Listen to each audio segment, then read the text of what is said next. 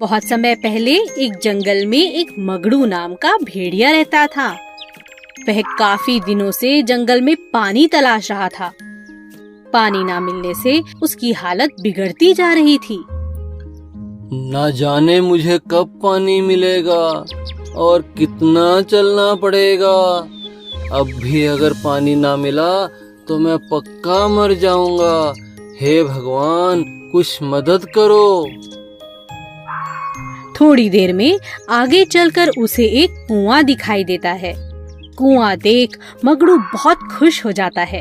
वह पूरे जोश के साथ कुएं के पास पहुंचता है और उसमें छलांग लगा देता है। मगड़ू को पानी के साथ साथ एक बकरी भी दिखाई देती है। मगड़ू अब और भी ज्यादा खुश हो जाता है। अरे वाह, मुझे तो पानी के साथ साथ खाना भी मिल गया। बकरी मगड़ू को देखकर डर जाती है। वह सोचने लगती है कहीं भेड़िया उसे मारकर खा न जाए। मगड़ू पानी पीने लगता है। आहा, कितना मीठा पानी है, मजा आ गया। मगड़ू पानी पीकर बहुत खुश हो जाता है।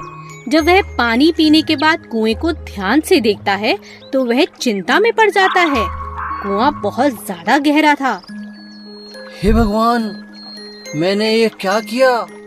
मैंने तो सोचा ही नहीं कि कुएं से बाहर कैसे निकलूंगा। मगड़ू कुएं से निकलने के लिए छलांग लगाता है, मगर कुछ फायदा नहीं होता। थक हार कर वह डरी और सहमी हुई बकरी को देखता है और सोचता है, अरे मैं तो भूल ही गया। पहले इस बकरी को खा लेता हूँ। कुएं से बाहर निकलने की तरकीब तो बाद में भी सोच लूंगा। बकरी अपनी जान बचाने के लिए भेड़िए से कहती है, भेड़िए भैया, क्या तुम मुझे खाने वाले हो? और नहीं तो क्या, कोई बेवकूफ ही तुम्हारे ऐसे स्वादिष्ट भोजन को छोड़ेगा। वो तो ठीक है, मगर मेरे पास इस कुएं से निकलने के लिए एक तरकीब भी है भेड़िए भाई। मैं तुम्हारी मदद करना चाहती हूँ, सच में। नहीं तो रात में तुम भी यहीं ठंड से मर जाओगे, जैसे मैं ठंड में थी पूरी रात यहाँ। कैसी तरकीब, बताओ। भेड़िए भाई, मुझे बहुत प्यास लगी थी, इसीलिए मैं जल्दबाजी में कुएं में कूद गई थी। बाद में मुझे समझ आया कि यह कुआं बहुत ही गहरा है। बहुत समय यहाँ बिताने के बाद मैं समझ पाई हूँ कि यहाँ से निकलने के लिए मुझे किसी की आवश्यकता है, तभी मैं यहाँ से बाहर निकल सकती हूँ। अगर तुमने मुझे खा लिया तो तुम भी अकेले पड़ जाओगे और फिर तुम्हें भी किसी की सहायता पड़ेगी बाहर निकलने के लिए। मैं चाहती हूँ कि तुम मेरी पीठ पर चढ़कर छलांग लगा दो और बाहर चले जाओ। बाद में मुझे रस्सी डालकर बाहर निकाल लेना। मगड़ू ने सोचा, यह बकरी बात तो सही कह रही है। अगर इसे खा लिया तो बाहर कैसे निकलूंगा?